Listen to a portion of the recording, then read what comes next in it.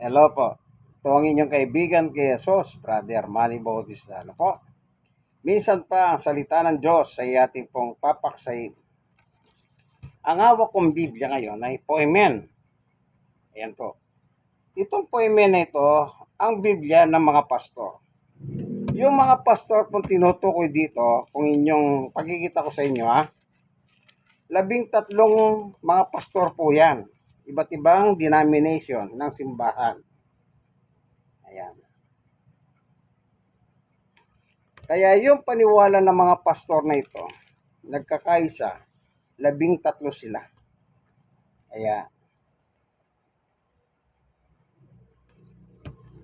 Kaya ang poemen, kung tawagin po nila ito, ang Biblia ng mga pastor. Yan, tandaan nyo yan Kung meron kayong ganito, sundin nyo ako. Amen ba, kaibigan? Yan. Tayo ngayon ay mag-aaral. Ang ating pag-aaralan, walang iba kundi yung nakasulat dito. Kasi po, ang Biblia, yan ay talahan o listahan. Diyan nakatala yung tungkol sa Diyos. Kaya kung gusto nyong manuhod tungkol sa Diyos, o gusto nyong magbasa, gusto nyong matuto, anong gagamitin nyo? Biblia. Pero, bakit sa dami ng mga reliyon nagsulputan ngayon? Gumagamit lahat sila ng Biblia. Pero bakit yung ginagamit nilang Biblia, sila mismo kumukontra? Bibigyan ko yung halimbawa. Kagaya ni Pablo. Si Pablo, apostol ng mga Pilipino.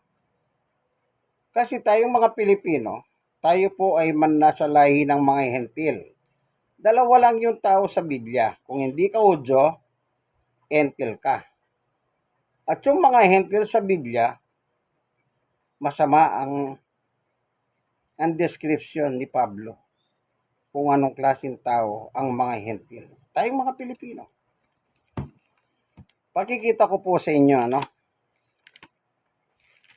sa panahon na si Apostol Pablo ay nangangaral, tingnan niyo po ang kanyang salita patungkol sa mga hentil. Kaya tayong Pilipino, hentil tayo. Ang nakalagay dito ay ganito po. Sandali Dito. Meron siya sinabi sa mga kahintilan. Ay, dito. Gawa pala ito, Galacia daw. Galacia pala po. Tsaga-tsaga lang. Sabi nga nila, pag may tsaga, may nilaga. Meron din kayong mapupulot kahit papahano. Huwag lang kayong magalit. Kasi pag nagalit kayo, ewan ko, ba't kayo galit? Ito, sa Galacia 2:15. Sabi ni Pablo, kami mga ipinanganak na Hudyo. Si Pablo, Hudyo. Sa lahi ng 12 tribes of Israel. Lahi ni Benjamin. Kami nga ipinanganak na Hudyo at hindi makasalanang hentil. O kita nyo po? Anong birada ni Pablo sa mga hentil? Makasalanan. Grabe. Alam niyo po ba, pag sinabi makasalanan, hindi mo kayang bilangin ang kasalanan. Kaya makasalanan. Bago tayo papalahot, mananalangin muna tayo. Panginoon Diyos, samahan mo po kami sa aming pag-aaral ni Brother John, Kiko, na aming pagbubulay ng iyong ebanghelyo. Buksan ang puso at isip ng bawat isa upang pagkinabangan namin ang iyong salita. Ang iyong salita ay pagkain ng aming kaluluwa. Salamat po, Panginoon Diyos, sa ngalan ni Jesus. Amen. Baka sabihin nyo, wala si Brother John dito. Kita. Tignan muna natin kung nandito ba talaga. Ayan, dandan lang. Nakakita na ba yung artistang Amerikano? Yung lumalabas yung tusok? Si Wolverine, oh. Di po ba? Yung Jackman yan. Oh, di po ba? Kaya nagkumatok ako, pinagbuksan ako, na para ako na-shock eh. Kasi ganyan ang mukha nung lumalabas yung blade sa kanyang... Okay. Papatawa lang yung Ano lang po yun ha. bibiro lang. Joke lang. Pero totoo yun. Pag biglang lumalabas yung blade niya rito. Huwag mo sabihin baka kapag tinamaan ka nun, tapyas ka eh. Ganon si Wolverine. Okay. Hindi po si Wolverine ang ating paksa. Itong Biblia. Okay. Pinakita ko lang po sa inyo kung paanong i-describe ni Pablo ang mga hentil. Makasalanan. Pero, ito naman pambawi ni Pablo. Oh, dito makakabawi kayo rito. Pero si Pablo pa rin ang nagsalita. Ang pag-amin niya. Unang Timoteo 1:15. Totoo ang pahayag na ito at dapat paniwalaan ng lahat. Si Kristo Jesus ay dumating sa sanlibutan upang iligtas ang mga makasalanan. Oh, sino yung makasalanan? Sabi ni Pablo, kayong mga hentil makasalanan kayo, sabi niya. Yung binasa ko kanina. Oh, tayo pala yung gustong iligtas. Mga makasalanan ni Jesus. Praise the Lord. Oh, ito ang paggamin naman ni Pablo. Babawi tayo rito. Tayong mga hentil. Ito. Asa na? Ito. At ako ang pinakamasama sa kanila. Oh. Kung tayo po yung mga hentil na makasalanan, sabi ni Pablo, grabe ang sama niya. Mas masama pa sa atin ang kanyang paggamit. Oh, nakalagay po ito, at ako ang pinakamasama. Kumbaga, maraming masama.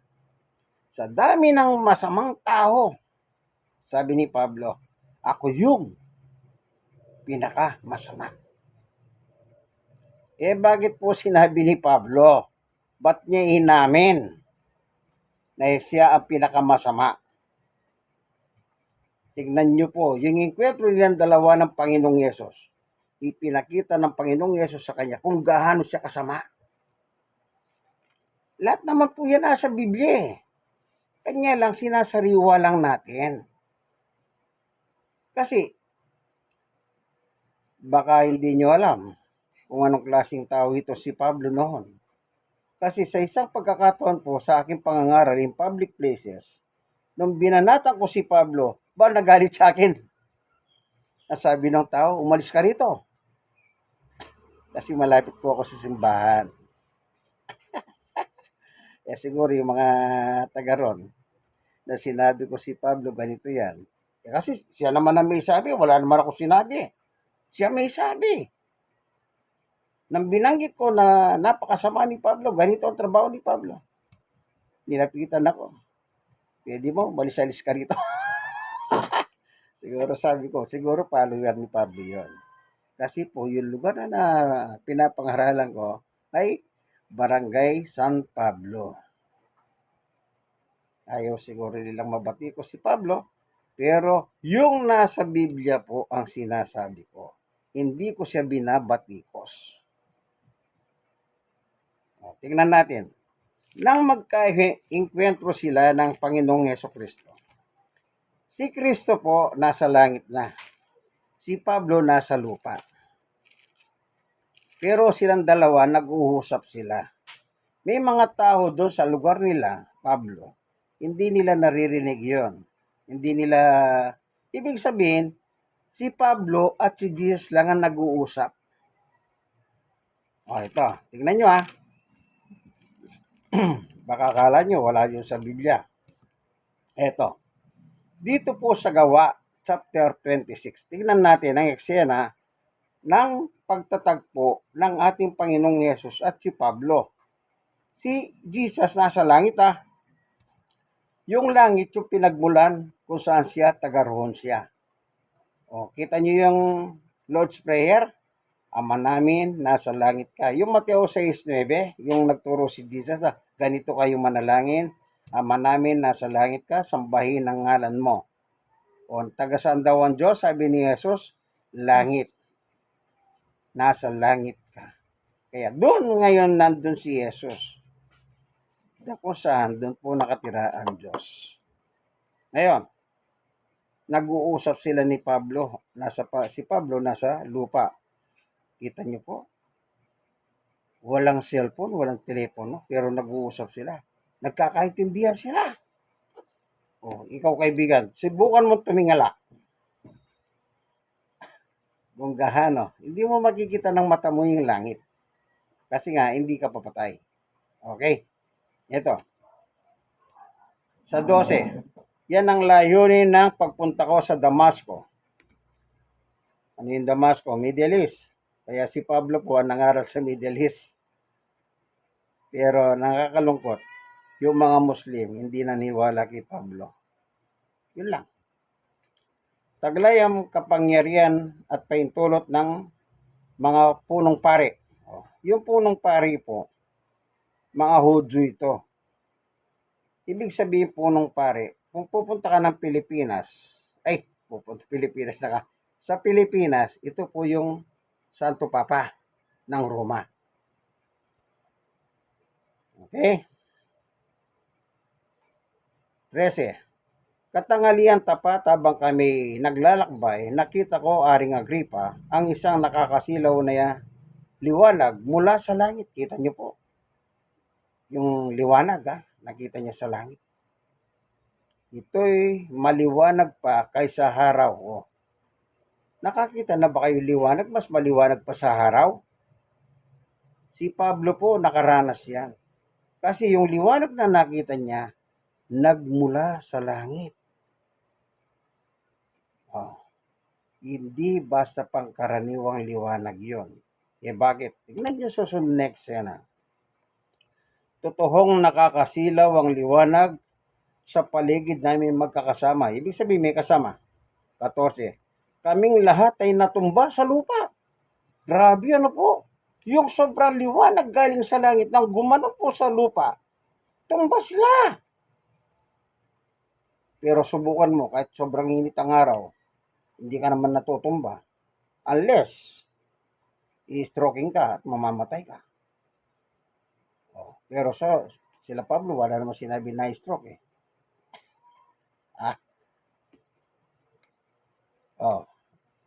At narinig ko ang isang tinig na nagsasabi sa akin sa wikang Hebreo, Saulo, Saulo.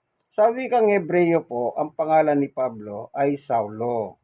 Kung meron kayong mabasang Saulo sa sa bagong tipan, ito po si Pablo. Before na siya ay maging apostol ng Panginoong Yesus. Okay? Saulo, Saulo, bakit mo ako pinag-uusig? Yan. Ang tanong ng Panginoong Yesus, bakit mo ako pinag-uusig?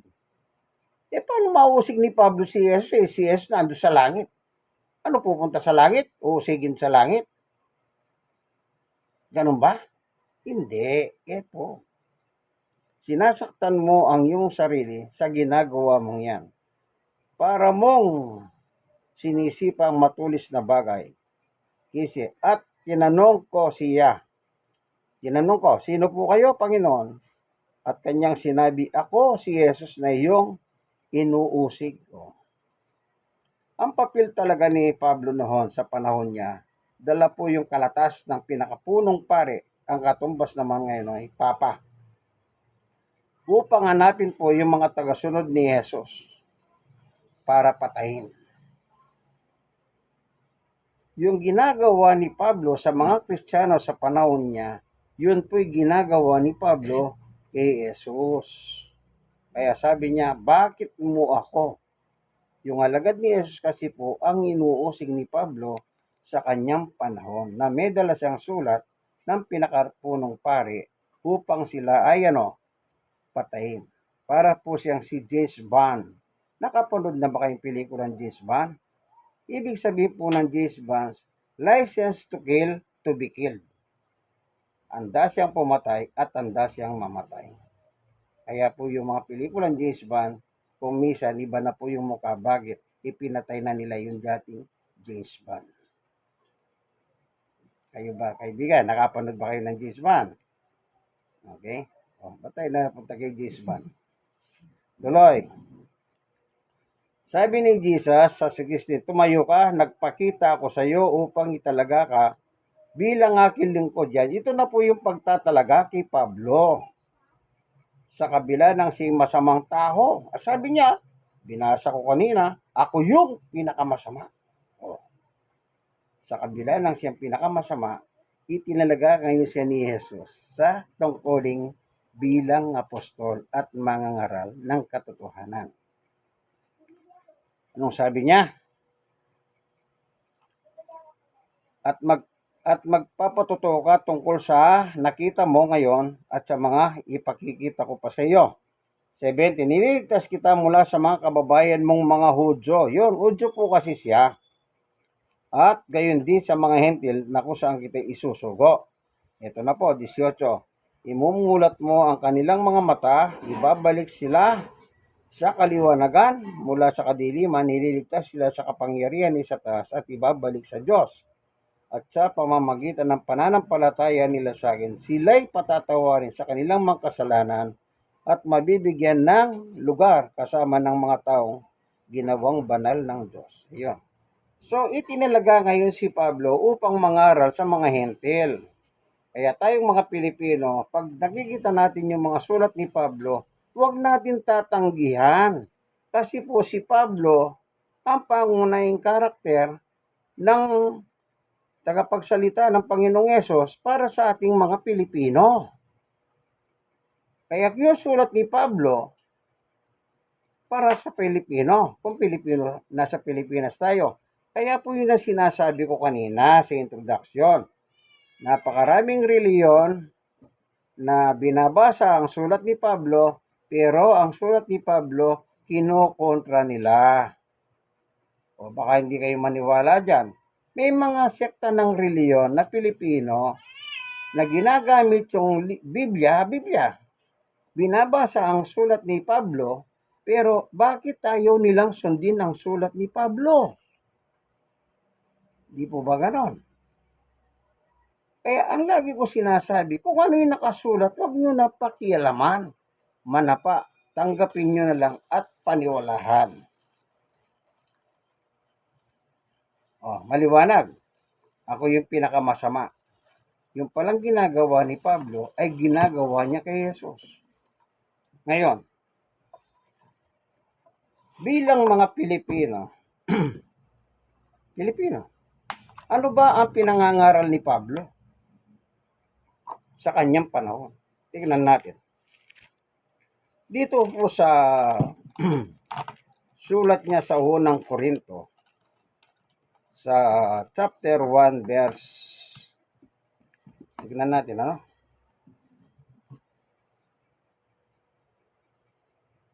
ito, simulan natin sa 21. Sapagkat tayo sa karunungan ng Diyos, hindi niya pinahintulutan siyang makilala ng tao sa pamamagitan ng kanilang karunungan.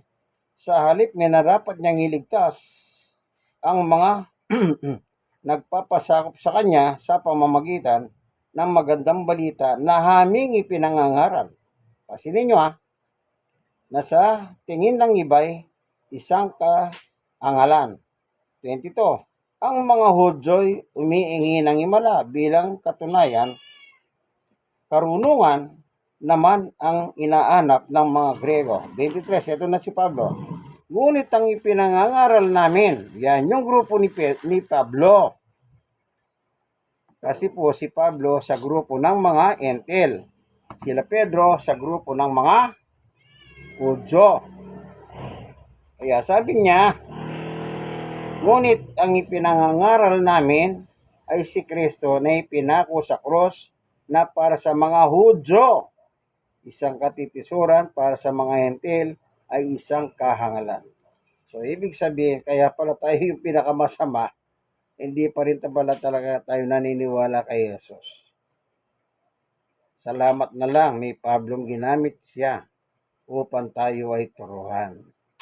Kaya kung tinuturuan man tayo ni Pablo, magpaturo po tayo.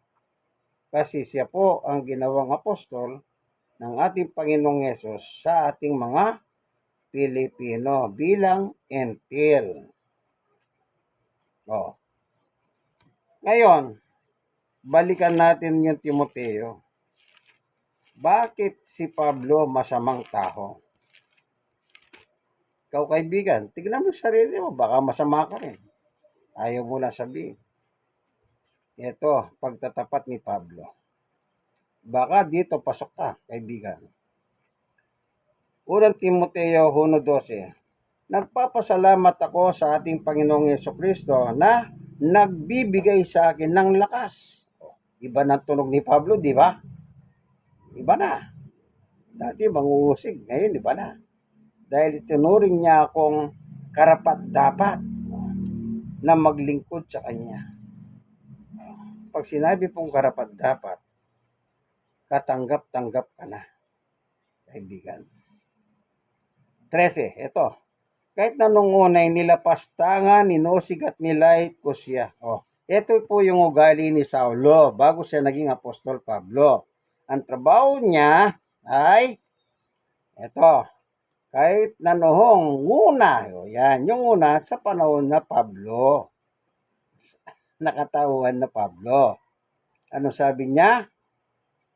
Nilapastangan, inusig, at nilait niya si Jesus.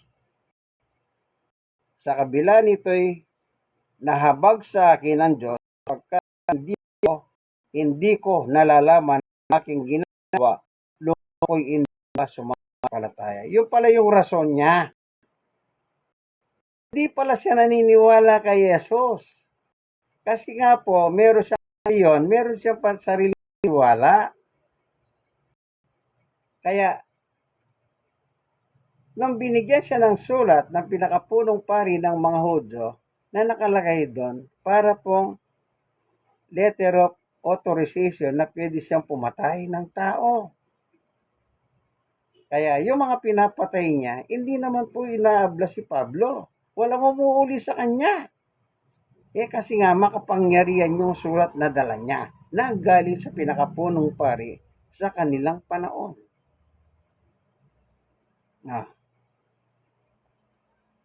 Ang unang kasaysayan na pagpatay ni Pablo na nakatala sa Biblia ay walang iba kundi si San Esteban. Tingnan natin yung kanyang ginawa kay Esteban. Ayan. Dito sa Gawa 5:12. Ay. 12. Saan ba? 7. 5 yan pala. 7, chapter 7. 54. Naggitngit sa matinding galit kay Esteban ang buong kataas-taasang kapulungan ng mga Hudyo nang marinig ang mga ito. Kapag meron kayong nabasa sa Biblia na kataas-taasang kapulungan ng mga Hudyo, ang namumuno doon ay pinakamataas na pari sa kanilang panahon. Yung nga po yung katumbas ng Papa. Di ba pag nagsalita si Papa, lahat ng pari sumusunod? Naalala nyo ba yung isang pari na batikos, sumikat sa social media? Na yung isang nanay, pinabinyagan yung anak. Ngayon, nalaman nung pare, yung palang anak na yon, anak pala ng nanay, doon sa ibang lalaki. Kaya sabi ng pare, hindi ko bibinyagan ng bata na yan, Brother John. Kung napanood mo yung balitang yan. At sabi ng pare, bunga ng pagkakasala ang batang yan. Kaya hindi siya bininyagan nitong pare. At dahil sumikat nga yung balita na yun, pinalabas sa telebisyon, nakarating sa Papa. Si Pope Francis ang Papa na noon. Pinakita ni Pope Francis, siya mismo, meron siyang binautismuhan sa Rome na anak ng pagkakasala rin.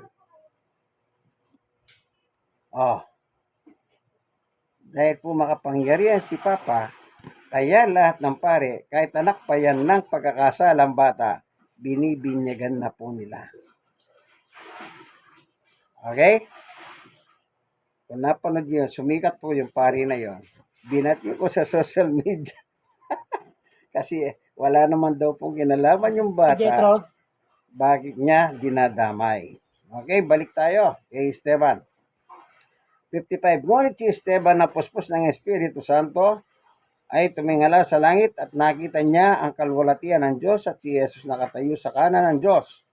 56. Kaya't sinabi niya, tingnan ninyo, nakikita kong bukas ang kalangitan at ang anak ng tao nakatayo sa kanan ng Diyos. 57. Tinakpan nila ang kanilang mga tainga at nagsigawan. Pagkatapos sabay-sabay sila nilang sinugod si Esteban. 58. Kinaladkad siya palabas ng lungsod upang batuin. Inilagay ng mga saksi ang kanilang mga balabal sa pahanan ng isang binatang nangangalang Saulo. Yan.